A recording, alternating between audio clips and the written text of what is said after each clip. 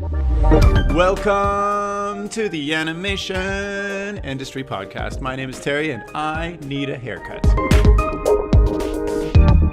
This week I'm chatting with Jordan Beck, the head of development for Hero4Hire Creative, a commercial and TV development animation studio.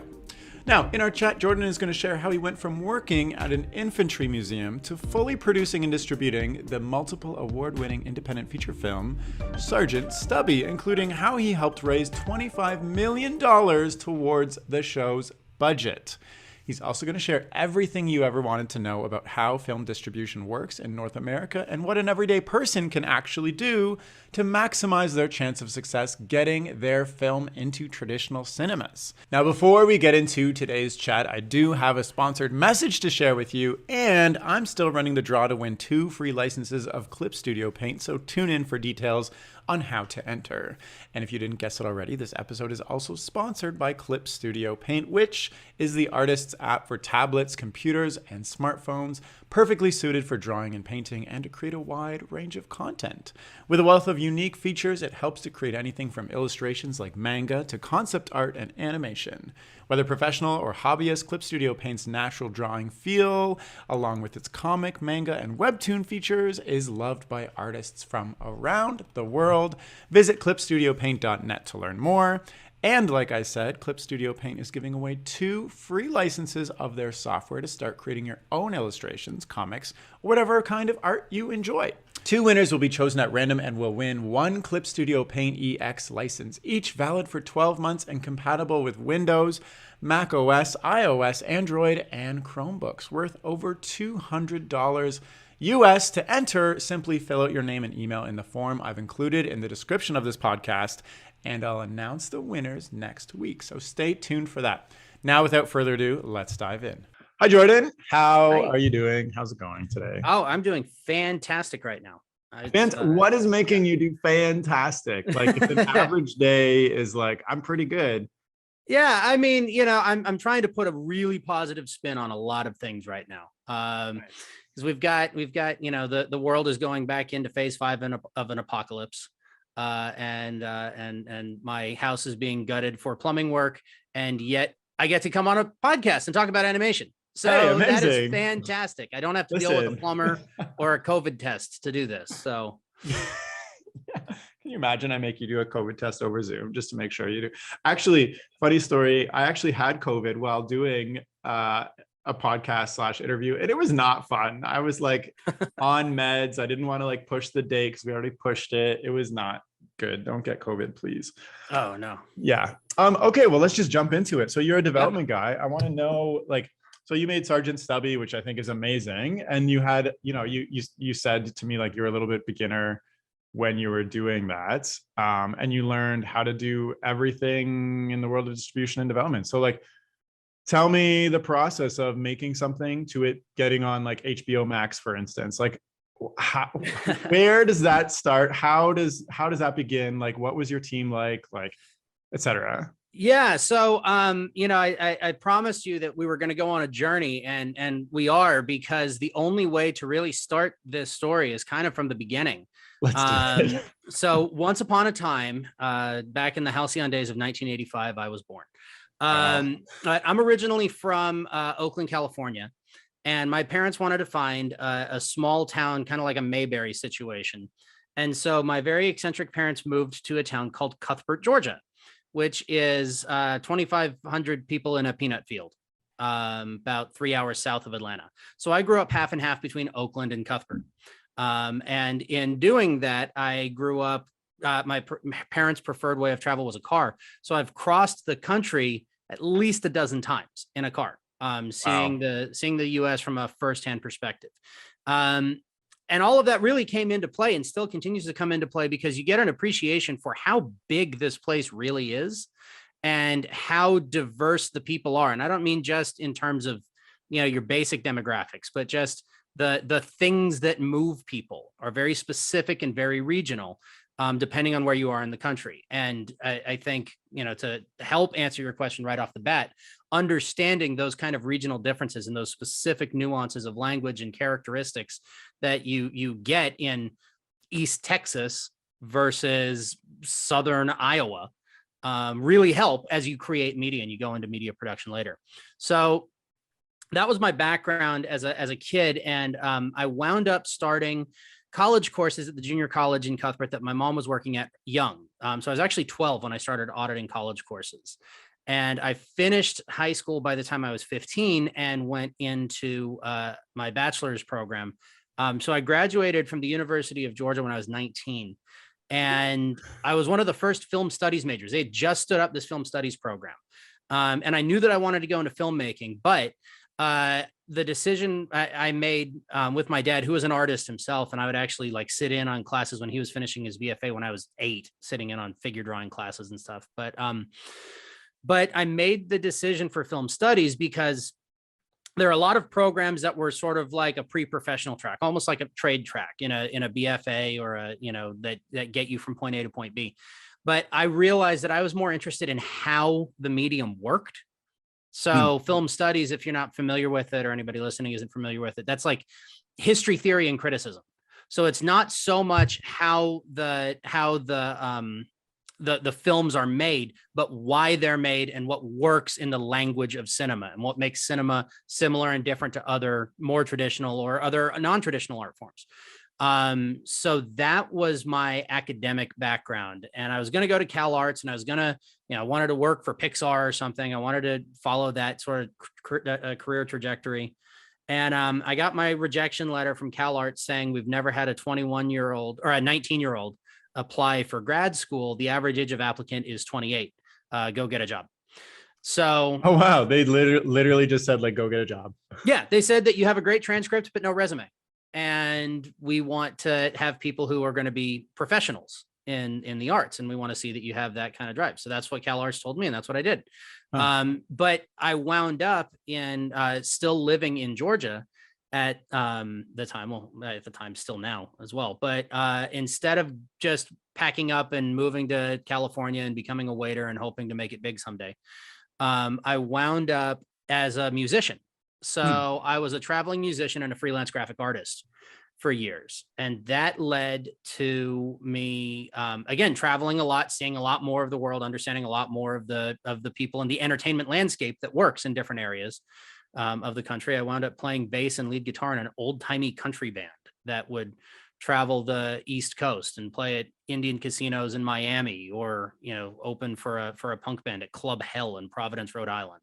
Like those were my formative professional experiences. I don't think that's what Cal Arts had in mind when they said get a job, but it just turns out that way. But that eventually led to me getting work with the National Infantry Museum at Fort Benning, Georgia, which is Fort Benning, Columbus, where I live now, is a 190,000 square foot, $110 million award-winning Smithsonian quality museum. But it's centered around the United States Army Infantry that trains at Fort Benning. And they had an IMAX theater there. So I wound up getting working in IMAX and attractions for the National Infantry Museum, which involved film booking, which involved event planning, which involved live music and entertainment for certain things. It involved, we had some games and simulators. So figuring out ways to make this museum fun and engaging was kind of my background. And through that, I met a documentary filmmaker who eventually said he wanted to make a World War I documentary. And over the years, we collaborated on that. And then he says, after a few years, well, it's not a documentary anymore. I found a story of this dog from Connecticut. And I think we would reach a bigger audience if we made the story of that dog as a feature-length animated film. So again, it all started because I went to college young, because I wanted to work for Pixar, not as an animator, but work in development and work in storytelling. Storytelling is a huge thing for me. And here's the opportunity in this most circuitous roundabout way to collaborate with a British filmmaker who lives in France, who has a studio headquartered in Ireland, that wants to now make a feature-length animated film and set up his US base of distribution in Columbus, Georgia. So, but why did he ask you? Because you were running the IMAX theater? Because I was running he and I met each other through the IMAX. But then as we got to know one another, that turned into a shared love for history and finding ways to make that engaging for other people. And and then he got to know more about my background, and that I actually had a background in film and in filmmaking, but that had kind of gone on hiatus to do all of these other weird adventures. Oh, and I forgot to throw in there that I'm also an officer in the Army National Guard. So I also have this background in it's sort of this weird Venn diagram of entertainment, mass entertainment, and niche fine art, and the military. What was your stage name when you were playing at these gigs? I'm just curious. So funny story. Oh no! I did wind up registered with the city of Columbus under the name Candy Divine at one point. Candy Divine. When I was filling out, because I was military underage. Officer, Yep. Film extraordinaire. So when I was filling out, I was Lead underage guitars. when I started playing music, because I came straight from my bachelor's program at 19 into being a dive bar musician. Because that's what you do when you graduate very young with honors in a very, very liberal arts field, is you wind up as a dive bar musician. So I had to fill out a card. In Georgia, they have what are called ABC cards, but basically it allows you to be like a server when you're below 21. Mhm. And so I filled one out to become a musician, and it asked me what name I dance under on the form, and I realized that there was another career that also used the same forms for it, and so I just, without hesitating, wrote down Candy Divine. And later, when I was getting a military security clearance, they asked me if I had any known aliases, and I actually had to disclose to the United States government that I was registered as a dancer named Candy Divine at one point. Wow. I So kind of want to explore the dancer Candy Divine a little. Like, I feel like Candy Divine needs his own little path.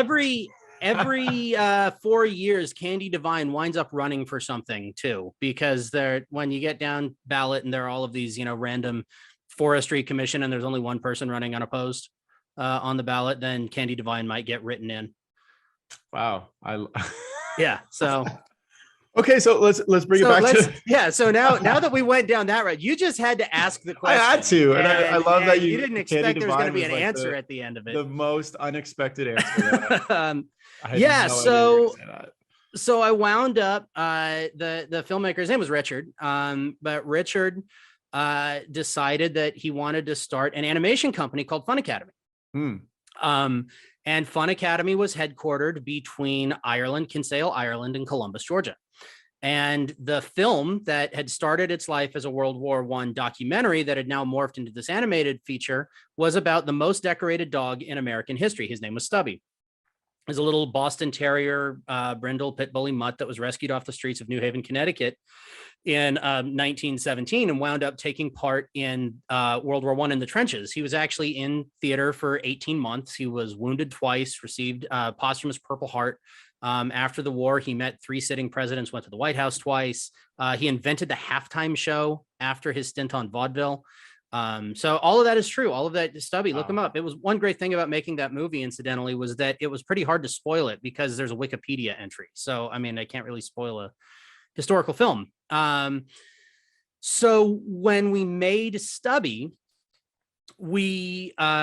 another thing, before I went into film studies, I was thinking I was going to be a theater major. That was kind of the goal. And then but the ultimate goal was to wind up in film. So I wound up in film studies anyway. But I was close to several actors and musicians in the Columbus, Georgia area. And we did a table read. So they had a script when I came on board, but they wanted to do a table read and a scratch recording. So that way the animatic could be done to a full, called it like a radio play of the film. And I recruited local musicians and local actors from Columbus. Columbus is a music town from way back, and there are actually a number of not only musicians, but recording studios, including the Loft is a premier music venue, and Columbus State University has an audio technology department. So we collected actors who were able to perform the script, which wound up making it to the artist's hands who were working on the animatic in France. And everybody who was part of that, or most everybody who was part of that table read, actually wound up in the final film. Amazing. So that was how I wound up a voice actor. Was so let me just get this straight. Read. So your friend Richard starts an animation production company just because he has this dream, and that's all taken care of. And your role is to gather American resources that will play a part in this. It started with just doing the table read, and those actors wound up, including myself, wound up being in the final feature film. So you went from like organizing the IMAX theater to like renting places to bring people in to to creating the and rent, but also because Georgia is a huge film industry. We're the largest film shooting location in the world, but it's mostly like live action stuff. All the Avengers movies are filmed here and things like that. So there was really a taste for getting involved in non-Atlanta to get involved with this. So we negotiated in-kind partnerships. So Columbus State University's audio technology department donated a lot of time and resources just to make this happen, so we could put together a film that would be seen. And while I'm dealing with the production, as I said, I was also a graphic artist during my freelance music time. So I wound up doing the American voice direction. And I also wound up doing the 2D sequences in that film. So I was the creative director for the 2D sequences. But at the same time, we were setting up this production and distribution studio. So I was the vice president of communications for Fun Academy Motion Pictures, the distributor. And for doing that, I spent from 2016 to 2018 very much involved in the film distribution and sales process and learning how what you see gets to you. Yeah. So you're working full time at the museum still? No. I left the museum for Fun Academy. So Funny Cat is like totally paying your salary 100%. Wow. Yeah, that was we left. It was a decision that had to be made, but absolutely, it's like, this is an opportunity to be a part of the thing that I wanted to be a part of 10 years ago when I left college. So let's absolutely do this. A couple questions, like, why did Richard trust you so much to get things done, other than your background in film when you went to school? And like, also, where do you start if you don't know anything? You're like, now we have a film being made. How do I, like, who do I even contact? Like, how do I make connections? Like, I'm sitting at home with my email open and Google search. Like, so he came to me already having made some contacts for the production itself. One of the things that originally started with the Georgia part was, again, Georgia has this big film industry.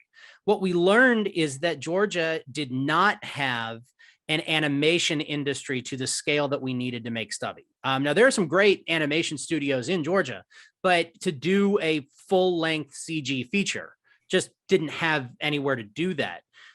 So again, he lives in France. He had made some connections in France that connected us to Micros, which is a subsidiary of Technicolor. And Micros is headquartered in Paris, but also do all of their feature-length animation in Montreal. Yeah. So they actually made Captain Underpants on the same production line as us. So if you look at the credits of Captain Underpants and the credits of Sergeant Stubby, they're almost identical. And then after that, Micros did SpongeBob. And so again, a lot of the same artists but Stubby's is very strange anomaly in the middle of that sort of major studio service work. So the making of Stubby was, I'm not going to say in hand, but there was already a plan for, okay, we'll write the script and we'll get it to these guys in Paris and Montreal and they'll make the movie. Sounds easy.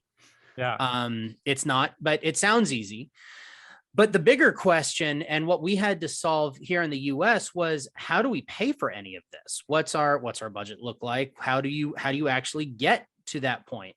Totally. And we did that. The reason you do Paris and Montreal is government subsidies. So there's a lot of tax incentives to do the work in those areas, but also private investment. We actually raised, the film had a budget of like an all-in budget of $25 million, and we raised most of that.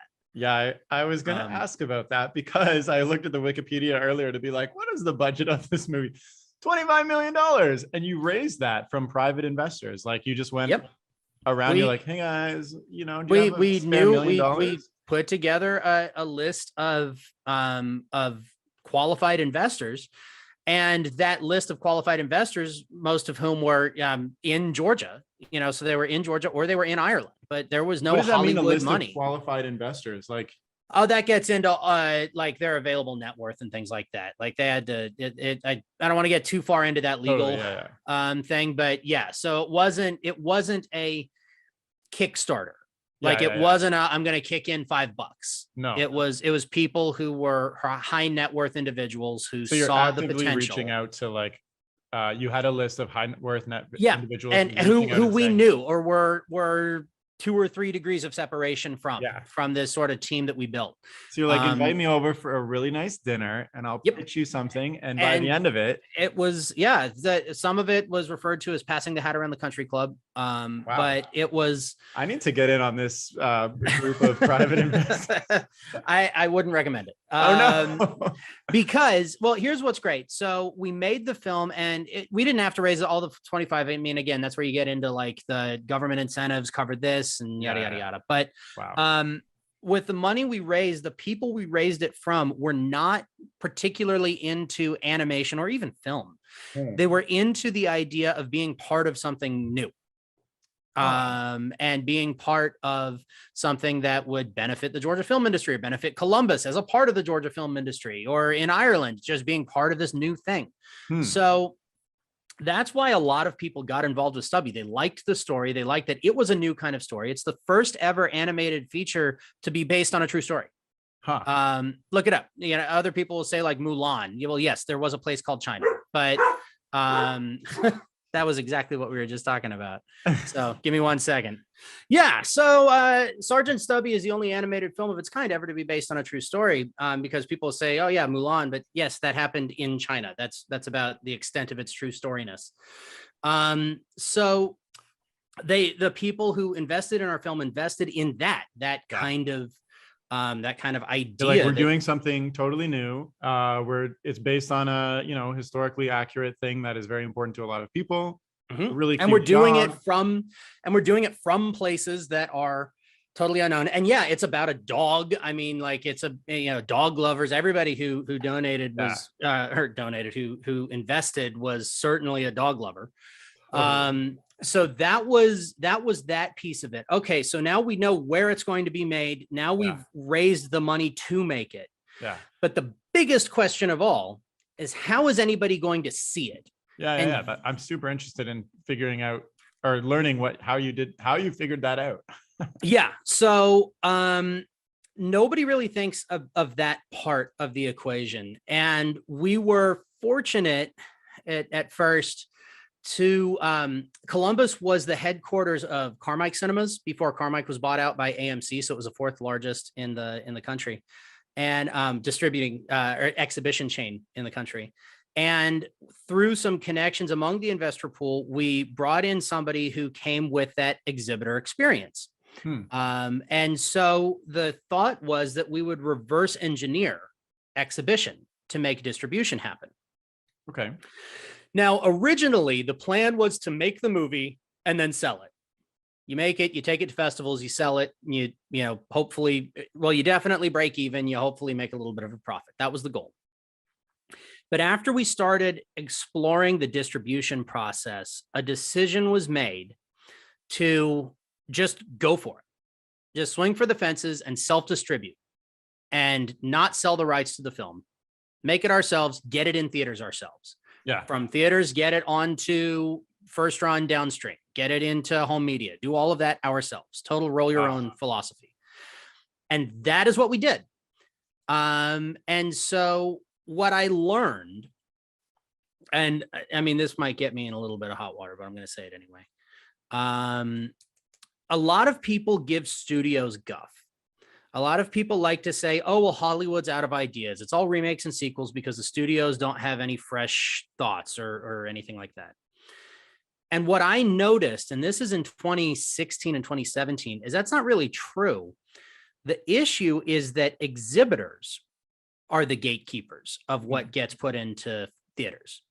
Now, the exhibitors will tell you that they get strong-armed into showing you certain things versus others because the distributors say, oh, well, if you don't take this movie, which you don't really want, then we won't give you this big blockbuster down the line or something.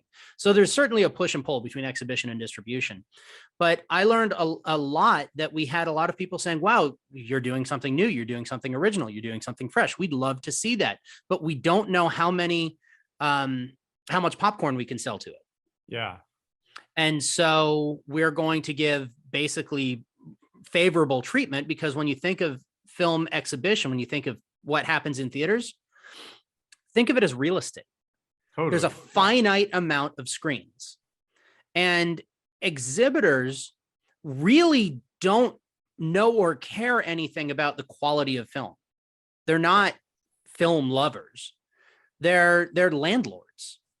And they're landlords who really only make their money off of the concessions because they wind up having to split with more favorable terms towards the exhibitors in a lot of that. So, or towards the distributors, I'm sorry. So you wind up in a situation where the exhibitors only want to book things that they're certain to sell a lot of popcorn to.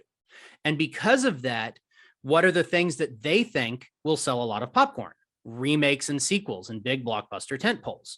So the Hollywood establishment has really started making more of those because that was the stuff that was getting booked into the theaters. Mm-hmm. So I kind of look at it like Forrest Gump was one of the biggest box office hits of 1994. There is no conceivable way that Forrest Gump is going to be a giant hit now, because Forrest Gump is not that kind of movie. Yeah. It's not, it's not a IP driven spectacle. Totally. So that's sort of my soapbox rant about that. But to understand, also, like on that note, how were you getting conversations with exhibitors and distributors in the first place? You're like, hi, I'm Jordan, big cinema plex. Can I put my movie in your theaters? What wound up happening? Yeah, I mean, it kind of did, but what wound up happening with that is because we had people who came from exhibition. Yeah, that on our team, they basically were reaching out to their old peers, and then reaching out to the buyers who they used to, or to the sellers who they used to buy from at the majors, and saying, "Oh, I heard so and so just left Sony. Well, let's bring them to Fun Academy." So our sales team, the sales team that we had for theatrical bookings for Stubby, was comprised of ex-Warner, ex-Sony, ex-Disney. Really, really high level film sellers. So we were able to get through those initial barriers of the gatekeepers to say, okay, yeah, we'll give Stubby the real estate. Gotcha. So like, for instance, like I know people who are working on like small studios and whatnot that are making independent feature films right now. And their strategy is to sell it like your original strategy, like sell it to Netflix, whatever, take it to the film festivals. But would you say there's a possibility for them to go straight to theaters and try to get it in there? Or like, it sounds like you had kind of a special case going on where you had the funding, you had the people who were in the network, etc. I mean, it was a special case, I guess, but it was only special because we put together the right people. I mean, anybody else could do that. Fair. They could follow this blueprint, but I'll get to why I wouldn't recommend it in a second. So we got the film, the real estate. They said, okay, you can have it. But what a lot of people don't realize also is that distributors have to pay to play their films in theaters. So when they made the swap from 35 mil to digital, they couldn't make those integrations happen. I mean, when we swapped my IMAX theater from IMAX to a Christie laser projection system, that was a $2 million renovation and installation. So imagine AMC with 5,000 screens having to spend $1 to $2 million per screen. That just becomes untenable for them. Yeah. So the manufacturers and the digital integrators said, I tell you what we'll do. Instead of you renting a print from the distributor to show, which is what happened in the 35 mil days, instead, we'll front you the digital equipment, and the distributor will have to pay you $1,000 for you to hit play the first time. So you're not out of pocket booking a film, and the distributor, who's probably got a lot of deep pocket backing behind them, won't notice to open on a 3,000 screen thing, like a Pixar movie opens on 3,000 screens. That's going to cost Disney $3 million for those 3,000 screens to hit play one time. Well, when you're already spending $130 million on a production and you're matching that 1-to-1 on marketing dollars, so you're $260 million into Moana, what's an extra $3? Well, when you're Fun Academy, you feel that extra $3. Yeah. And so that's what happened with our box office release on that film is we got 3,000 screens booked with our name on them. Wow. But then we wound up having to pay for them. And once you pay for those screens, you need to be able to earmark $5,000 to $10,000 per location in local marketing. Well, we spent all of our money on people hitting play. So you're budgeting over your marketing, like.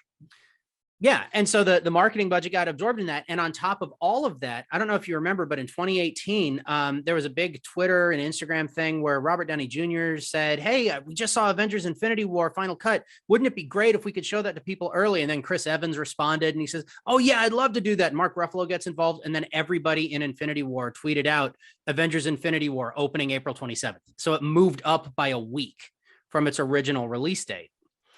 Now, a feature film, and I hope everybody's got their pen and paper out because, these are the answers to the test. A box office released feature film needs 6 weeks at minimum to count as a first run. And you make the majority of your money in the first 2 weekends of that 6 weeks. Totally, yeah. So when Disney moved up Infinity War, Warner Brothers had Rampage starring The Rock and a big monkey that had been scheduled behind it, but they realized that Disney just stepped on their toes. So they spent like $130 million changing their release date up by 2 weeks and announcing a release date change. And their new release date for Rampage was the exact same day that Sergeant Stubby opened.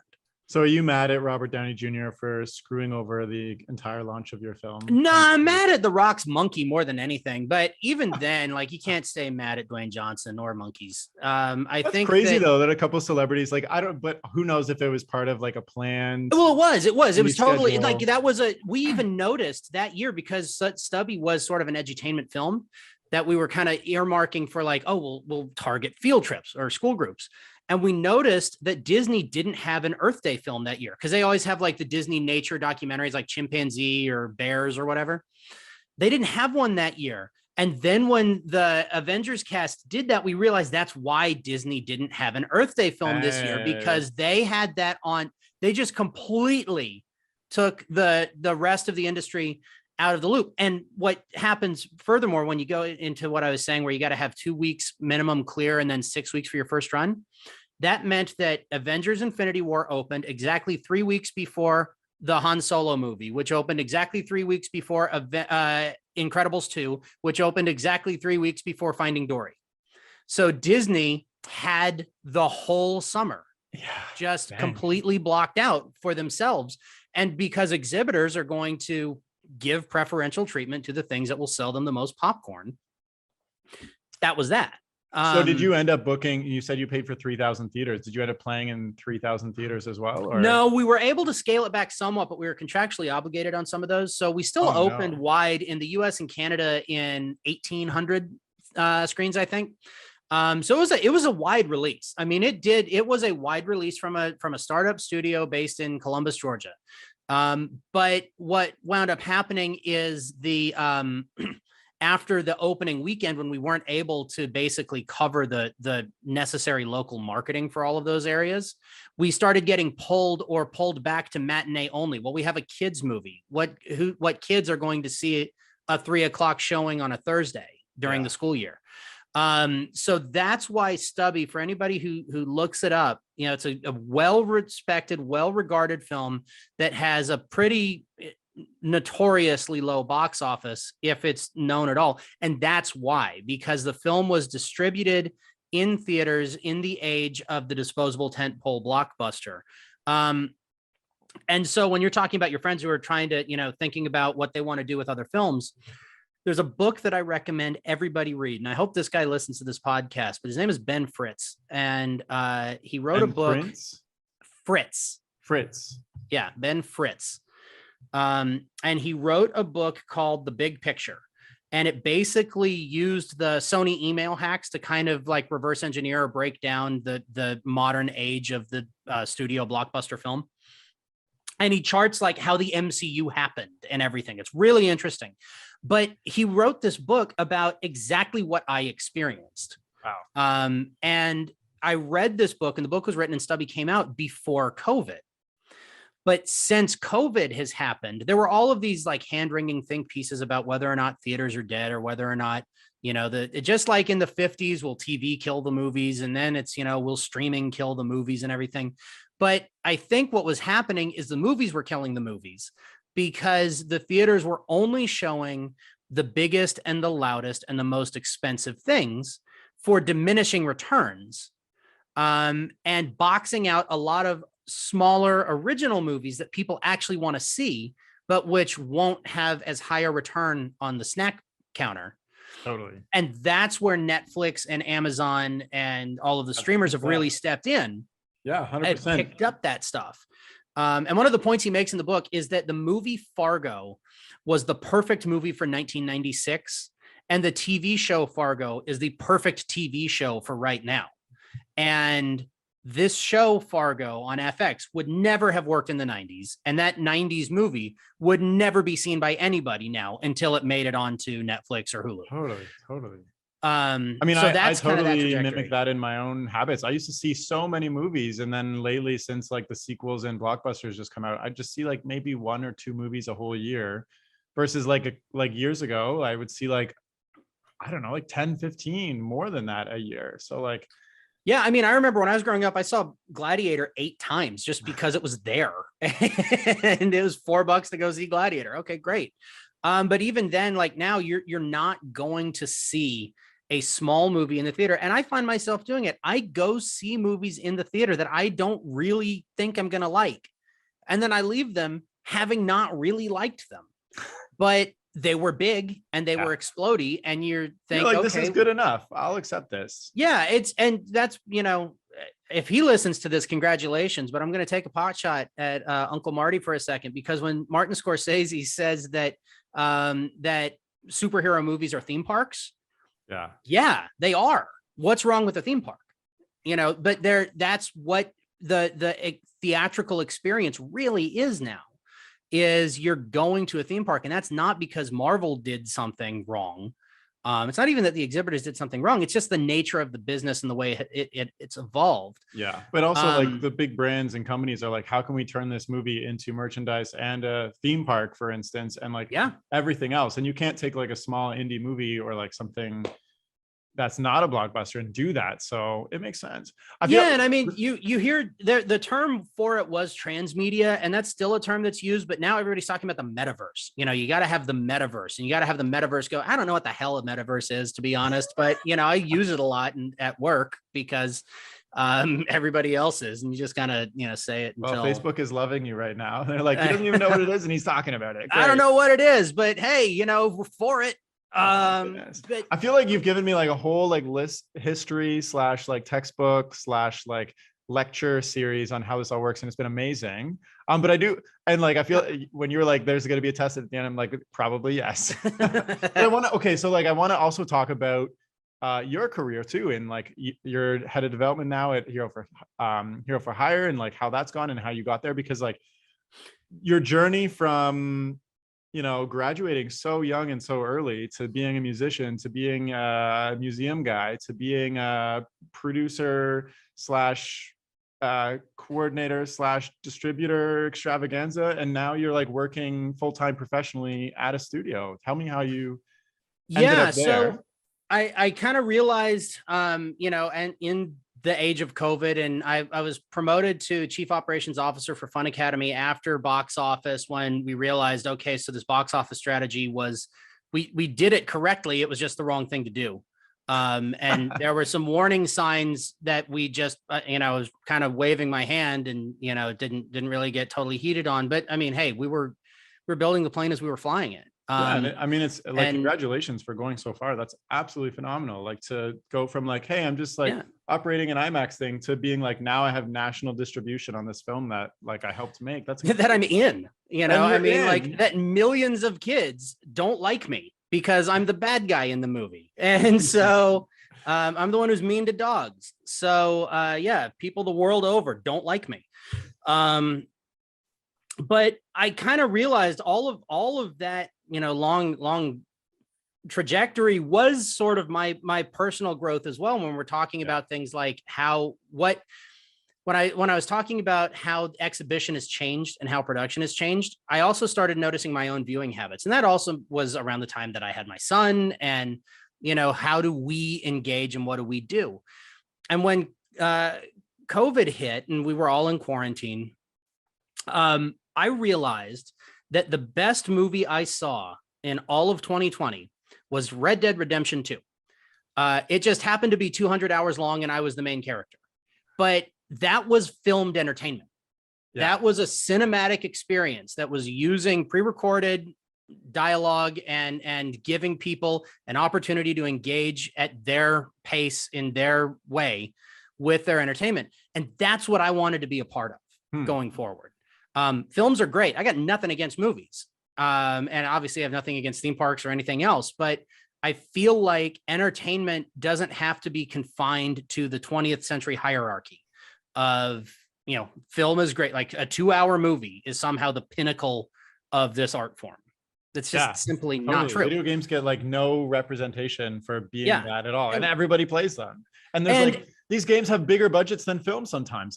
And they bring in bigger returns. Now they're stretched over a different time, but it's the same thing to me. And that's what I started looking for opportunities to do, is get involved in a new studio and kind of reset myself in a way that I thought would go more in accordance with that kind of mentality.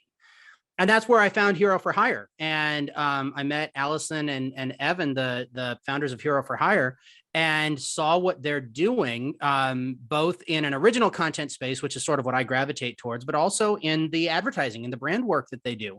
Because just because it's a client piece doesn't mean it can't be an entertaining client piece. Doesn't mean that it isn't, actually a narrative storytelling device. It's just a narrative storytelling device that has a singular purpose, and that purpose isn't necessarily to sell popcorn. It's to sell student loans or something. But those are opportunities that exist in modern media production and release that I was absolutely all about. Like, let's meet everyone where they live, myself included. Like, how am I consuming entertainment? So, okay. So how long have you been there now? So I started with Hero4Hire in September. Wow. Okay. So pretty fast. So in that, so you're head of development. Yep. What does that mean? Because like what you just described to me sounds very interesting in trying to create more personalized, entertaining forms of advertisements and other types of things. I need more student loans. Like, everybody needs more student loans. So I think it's really kind of what you just said, but there are two facets to the studio. It was founded in 2009 or 2010, in that time frame, because Evan had co-created a series for PBS Kids Go called Fizzy's Lunch Lab. And Fizzy's actually was a 3-time Emmy nominee, and it was one of the first PBS Kids web content things. So really on the vanguard of what I'm talking about. Like, theaters aren't where you consume media. Yeah. And I even, when my son was born, I had a Samsung Galaxy phone that came with kids mode on it. And it was preloaded with all these Fizzy's videos. And I'd never heard of Fizzy's, but I still know every word to one of those damn songs. And so cut to 7 years later, I meet Evan and I go, "You're the guy who did this to me. You're the reason that song is still stuck in my head." Pistols at Dawn. So, but anyway, so Fizzy's is a great show. And they started the studio to produce Fizzy's. But then if you got a production line, let's use it for other things. And that's where we started doing a lot more branded content for other folks. But the original ideas have still been coming out. Some of those have been produced as content for others. So like, we do a lot of work with Sesame Workshop. I noticed, they have, and they have digital content. Like there's the character Abby Kadabi we pitched and they produced, and we produced a series called Abby's Advice for YouTube. So it's sort of like a takeoff of Dear Abby, but starring Abby. So even though that's a Sesame Street show or a Sesame Workshop product, we actually originated that and pitched it to Sesame. So one of my questions is about, you know, because some studios, the head of development is not purely, but like a big part of their job is to take incoming pitches, sort them out, see what works for the studio, and then see if they want to produce it. Or another take on that is to do your own internal research, demographics, look for new opportunities, look at the technology, Unreal Engine, et cetera, and try to create things that you think are viable to sell in today's marketplace. Like where are you fitting into this? Or we're definitely, so Hero4Hire in general is on the latter side of that. Because for the last decade, Allison and Evan and the rest of the team have been developing original content that needs to be seen, that is really good and has a lot of legs behind it. Web series, digital content, regular linear series, feature film. And so I'm developing those for pitch to networks, to streamers, to co-producers. A lot of people you'll see in our industry who have been doing production service for a long time are getting into, okay, we've been making stuff for Disney and DreamWorks and Netflix. Can we now we want to make, now we want to make our own stuff too. And so we're really just part of a larger trend, but we're trying to work with like-minded studios and peers to develop those kind of relationships. But yeah, so we're not really accepting pitches just because we got a slate of our own to get out the door first. So I think it's incredible that, you know, since 2009, your studio has been growing and doing some amazing projects and, you know, getting your work out there.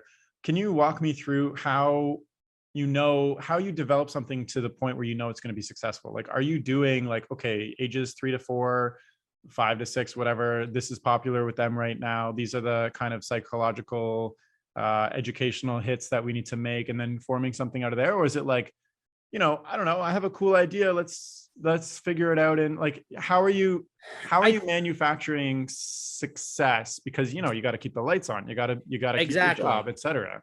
Well, luckily we have a production services line that's, I'm not going to say unparalleled, but certainly world class. I mean, there's a lot of great stuff out there that I'm sure a lot of the people who will be listening to this are a part of making, and we're all in that same boat of making really great stuff for people. So that helps keep the lights on so we can keep the idea factory churning.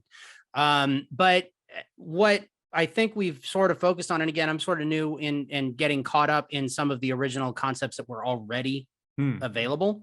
A lot of those start from the idea and then finding the audience. One thing that I've always believed, and this goes back to Fun Academy and Stubby and even, you know, music before then, there is an audience for everything. Not everything is for every audience though. So be realistic and feasible. Sometimes the audience is your mom, and that's fine. Yeah. Hey, if you want to see it, then clearly 4 billion children for Cocomelon, and that's that's fine. And that's fine, you know. But like having a realistic a self-assessment is, I think, the first step in anything. Because if you like it, then you know that there's an audience, because you're not the only person in the world. But finding the other one of you might be a little bit tricky. So, okay, so this is interesting to me. So you're like, let's start with the idea first, and I like it. Now, who's the audience? And when you like take a realistic third person approach to it, and you're like, okay, the audience is like very nuanced. It's like people who like this very weird type of humor, who are like 5 years old and live in a specific place. Maybe this isn't the best idea to put forward. Or you're like, you know, this idea seems to be generally liked by lots of people and blah, blah, blah. And there's a hole in the market space for like kids who like to plant trees or something like that. You're like, let's put forward this idea, and this other idea, like, let's shelve it. Like, is this kind of how you're I mean, it doesn't even have to be shelved, but it's just I can't reach the people who need this. Like if you want this idea to go, and this is Hero4Hire, but this is anything really. If this is an idea you want to put forward, is it feasible? Is it rational? Is it acceptable? You know, all of the sort of planning metrics that go into that. But when all is said and done, can we reach the audience that needs it? Can we make what you want to make? Can we afford to make what it is you want to make? And if we can afford to make what you want to make, can we afford to reach the audience that you need to reach to get what you put into it back, like to make your money back? And if you can't, is there somebody who might, want to buy it or pay us for it? Odds are, if it's super niche, then the answer is going to be no, because anybody who has that kind of money to acquire is going to be looking at things that acquire according to their thing. Back when I was with Fun Academy, I stepped my foot. We started developing some TV. And that's kind of where this itch that I'm scratching with Hero4Hire came from. But I went to the Kids Screen Summit in Miami, and it was right before the apocalypse. So it was in February of 2020, and nobody really knew what coronavirus was. It was just kind of like, oh yeah, the Chinese guys all had to pull out because they couldn't travel. And then like, as soon as I got back, it was, just done. But what I learned there that I think useful for other creators is TV is very segmented and very regimented. And what I mean by that is not that there isn't an opportunity to get different things seen, but especially in the children's space, the broadcaster or the network or the streamer or whomever has a specific thing they're looking for. And that specific thing they're looking for is projected out like 2 years. So they're saying, okay, based off of what we have in the pipeline, by the time your show gets off the ground, I'm going to need an ensemble comedy with themes of diversity and inclusion for girls ages 4 to 7. Yeah. Well, okay, great. Now I know that you don't want to hear what I have to sell you, because that's not it, So in the world of TV, and especially in children's television, that is one thing to bear in mind. And again, why I wouldn't recommend necessarily doing what we did with Stubby either, of just, oh, well, we'll, put it into theaters ourselves, or we'll self-distribute. I mean, yeah, you can do that depending on what the content is, but just realize what an investment to make something successful looks like. Totally. And what the buyers on the other side are looking for. 1000%. Yeah. It's like, you can get caught in the weeds of animation and storytelling is super fun. But then when you're done, it's like, where is this going? Who's seeing it? So tell me, now that you're in this role, like what is 99% of your actual role end up doing? Like, are you putting together pitch materials, setting up these meetings, like et cetera, et cetera? Yeah, it's a lot of pitch materials, and a lot of meetings are the majority of the role. What winds up happening that's frustrating about doing that is it's sort of a one-way street at times. Yeah. Like, you put together the deck, you send out the deck, and then the ball's in somebody else's court, and you don't know what else. It's just in their email junk sitting for months, and then so you follow up and they're like, who? Yeah, or you follow up too much and it's like, go away. And so there's that very delicate balance of getting to know the people that you're dealing with. Yeah. On that, I hate to say it's sales, because it's a sales job, but it is a sales job, but I'd like to think of it as something more creative than just like the Fuller Brush door-to-door guy. Yeah. So it's getting to know people, and it's still storytelling. It's just storytelling with a specific kind of focus. But working on some of our projects, doing some writing, doing a lot of writing, not only pitch materials, but screenwriting. Yeah. Wow. Is so you have to have a pretty diverse range of skills then, because like screenwriting, like putting all this stuff, like it also sounds like one of your main skills is like super coordinator. I'm wondering, like, why did when Hero4Hire hired you, why did they trust you were going to be the guy for this job? Like, what's the number one thing that you bring to the table that, I think we got to hire Jordan for? I think the story that I kind of went through earlier and all of these different things, some people are real hustlers, some people are real grinders, and other people are, sort of just keep swimming. Yeah. And I kind of think of myself a little more on the latter side of that, because as long as I'm keeping myself refreshed and interested, I'm picking up new experiences that I'm happy to share with anybody. Okay. I'm happy to tell absolutely anybody how these things are done and how the sausage is made. I've been a writer for a long time. And so that's sort of a secondary skill set that I brought to it, but I'm having a great time doing writing. And because I came from a world of startups and nonprofits, I have social media marketing and communications experience. And so I wind up doing a lot of that as well, which is not a common development task. But if you're talking to somebody on Instagram or Twitter, it's probably going to be me for Hero4Hire, just because that's something that, again, I have as part of this sort of, going back to road trips across the country when I was 10. Yeah. Just figuring out how to talk to people in a language that they appreciate, using the tools at your disposal Sounds kind of to like talk to you them. were also looking for a place that was kind of smaller because you could do more. Because, like, you know, if you're at a giant studio, you might be in like a cookie cutter position versus like, it sounds like you enjoy doing a lot of different things. Like, you're the social media guy, you're writing, you're pitching. Yeah, I've never not in my entire professional experience, it's always been in startups and small businesses, or independent freelance music, graphic design type stuff. The exception to that is the Army National Guard, which is a very big business, but that's a whole other thing. Yeah, Like totally we're not different. talking about them. So, but yeah, the museum was a startup, that nonprofit. Fun Academy was a startup, for profit, hopefully. But we're gonna make it happen some way or another. So I was actually looking to jump to do it. I mean, there's a term for it now. When I was going through and found Hero4Hire, it was called it's still called the Great Resignation, right? So that's like a term that social scientists are using for people who have just kind of wound up realizing during COVID how, creatively unfulfilled they are with their jobs. And I was looking for a big studio. I was looking for a big company, maybe not a film company, but maybe I would jump into video games or jump into TV or cartoons or something.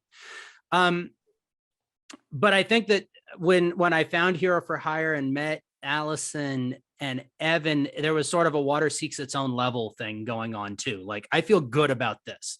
I'm comfortable with the small business thing. That's just, sort of built into who I am. What is great now, though, is that Hero4Hire is not a startup. Yeah. So it's still a small business, or growing into a mid-sized business. We might even be a large studio eventually. If we get some of these projects off the ground, we're going to have to scale up. I mean, there's going to be, sort of that natural growth progression that happens, which is great. But it still operates on a very, like you said, has a diversified skill set, and we're going to try to use it all.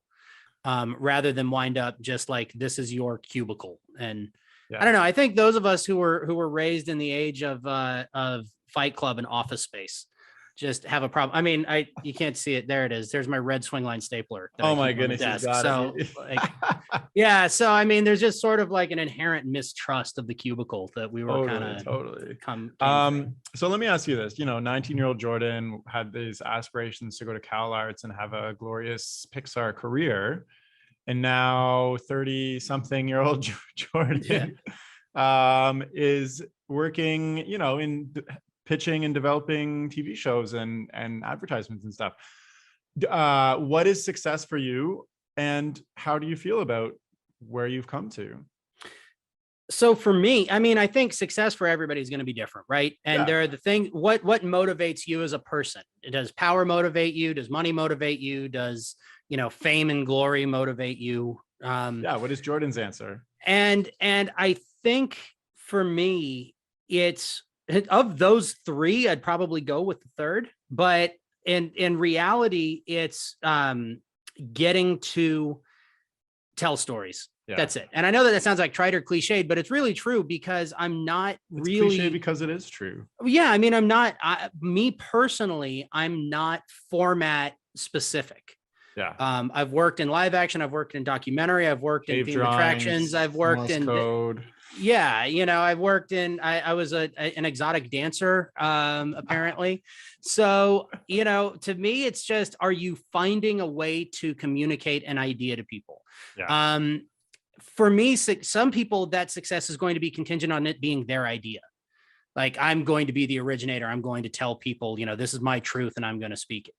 There are the guys like, he's a terrible example, but I got to throw it out, like Woody Allen, who made a movie every year for like 30 years. Now, we can debate whether or not they were good or whether or not Woody Allen is a particularly great person, but that kind of person has these stories. Or Tyler Perry is a better example, right? He just is so prolific a writer. I'm not that prolific a writer. I'm more interested in finding the story, and whether that's like, if that's yours, okay, what can we do with that? Let's tag team this. What can I do to help? Yeah. So yeah, the stuff that I've fallen in with Hero4Hire is stuff that were Allison or Evan's ideas, or ideas that brands have said, hey, we need something that fits this. What can we do? And I'm happy to help tell that story. You So it know, sounds like you've helping. kind of fallen into the thing that you realized that you wanted this whole time. Yeah, it really is. I mean, and that's where, 19-year-old me, Netflix didn't exist Yeah. when that happened. I mean, video games were still, But not I think it not existed, but that. like as a DVD like mail service, because I remember getting Oh no, Netflix I'm like when I older. was like No, I'm older than you. So, only by a couple of years. yeah, I know.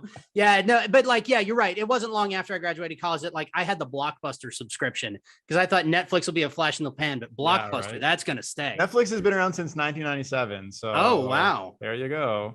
Wow. Just So looked it yeah, up. that's the I still have Stephen King's Kingdom Hospital in its Blockbuster envelopes that I never sent back. I wonder if they're ever going to find That's out. why they went bankrupt. That was it. The late fees that I They're didn't like, pay. where's this guy? He owes us $28 million.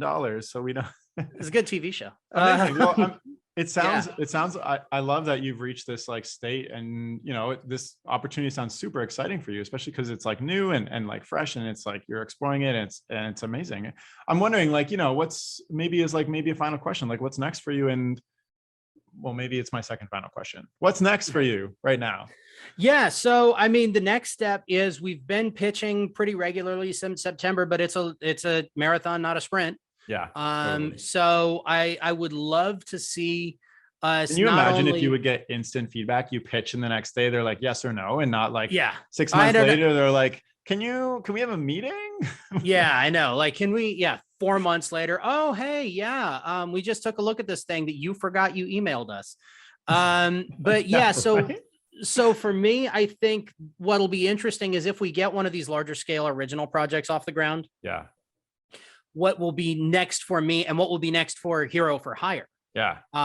We've been managing our own production on service work for a long time, but now all of a sudden, if we're doing co-productions with somebody else and it's going to be on a, show that's on a major streamer, now that's suddenly going to change the business model, and that will be Totally. very interesting to be a part of. I mean, damn, I'm in a startup again at that point, but I've been here before. It's fun. It's the swimming attitude, right? Exactly. Just keep swimming. Okay, my last question is, if somebody's listening and they're like super enthralled by the whole distribution and like development and everything, and they're like, what is something they can do, just thinking back from your own journey, what is something they can do like right now, or think about like after they listen to this, that will lead them on to a path to get them somewhere in the same spot as you? Like, what is something that they can do immediately? Yeah, that's a really good question. I think that if they are a creator, being actively engaged in the platforms that matter, having your YouTube, having your TikTok, whatever your medium is, or your media, rather, I should say, and finding the ways that can get taken to the next level in terms of, I don't know if legitimate is the right word, but certainly professional experience. So the kid screens of the world, how do I, if you're a YouTube creator, how can you get that YouTube creation to a point that you're ready to start pitching it at a kid screen? Yeah. How like can taking your art, which is fun and exciting to do, but thinking about it in like a industry professional sense, like how can I turn this into something that work with? And that's really difficult to say as a blanket statement, because there are always a different set of circumstances wherever you're located, that can be hyper local or hyper space, and they can, but knowing and doing the analysis and research, that's the thing that I think is the most important. Doing the analysis and the research into your own viewing habits and the professional organizations and the professionals who are creating the media that you're consuming. Interesting. So being like, I love watching this YouTube channel or this show on Netflix, and then going, okay, who's the production company that made this? Who's the production company that made this? Who's the guy? Oh, this development executive is on Twitter. I wonder if I follow them, if they're going to talk about what they do. Yeah. Like connect with them on LinkedIn or something. And connect on LinkedIn and do stuff like that. But I think that you'll find a lot of development people like talking about what we do. That's why this podcast exists. Hello. Yeah. Yeah, exactly. I mean, we like talking about what we do because nobody ever asks. Nobody has ever once asked the question, how does film distribution work? It has never been done. That I'm the first person. And so that is a question that I love having a chance to delve into. Amazing. So maybe a first step can even be like, listen, I think this is interesting to me. I'm going to reach out to Jordan Beck on his Instagram and just shoot him a message, be like, hey, that was super interesting chat. Like, maybe we can, I don't know, chat further or hear some questions. Yeah. I actually think what you said is super easy and smart. Just like whatever you're watching, whatever you're interested in, just like look at the credits. And that's why they're there. Totally. I mean, it's so funny when you're in the industry, like credits are so important to you because that's how you get jobs and stuff. But when you're out of the industry, like unless you're a film buff, you leave at the credits, right? Like one thing Marvel did that I think everybody really owes them a debt of gratitude is they made people start sticking around through the credits. Yeah. And like they changed consumer behavior with their end credit sequences. Yeah. Now people still aren't reading; they're just hanging out. It's entertainment, but still, you never know what like even if one person is like, "Oh, there's real people," like that's kind of what happened to me. I was like, "There's real people behind this. Like that's strange. This isn't magic." Oh, okay, interesting.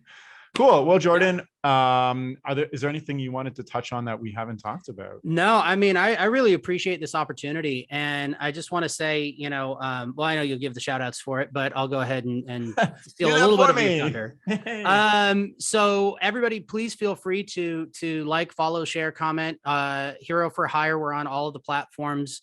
Instagram and Facebook are Hero4 numeral. So Hero4Hire Creative. And Twitter has to be different. So that's H4H Creative. But, we before I came on board, those were kind of there, but dormant. And we're really trying to make an active push to become more engaged on those social spaces, because that helps us in our development and outreach. Of course. Not just waiting for the brand agency to find us. Amazing. Well, Jordan, thank you so much for coming on the chat. It's been an absolute pleasure to I feel like you gave me like distribution 101 through your own experience, which was super interesting and amazing. Like, I think it's incredible that you went through all that and now you're doing stuff that you love to do. So that's congratulations. Yeah, I really appreciate it. Thank you so much for having me today. Yeah, of course. And, check out Hero4Hire on Instagram and Facebook, or H4H on Twitter. And of course, you can also follow Jordan on Instagram at Dr_Magnifico. And I'll include all those links in the description of this chat. And thank you so much for listening. That's all for now. Okay, bye.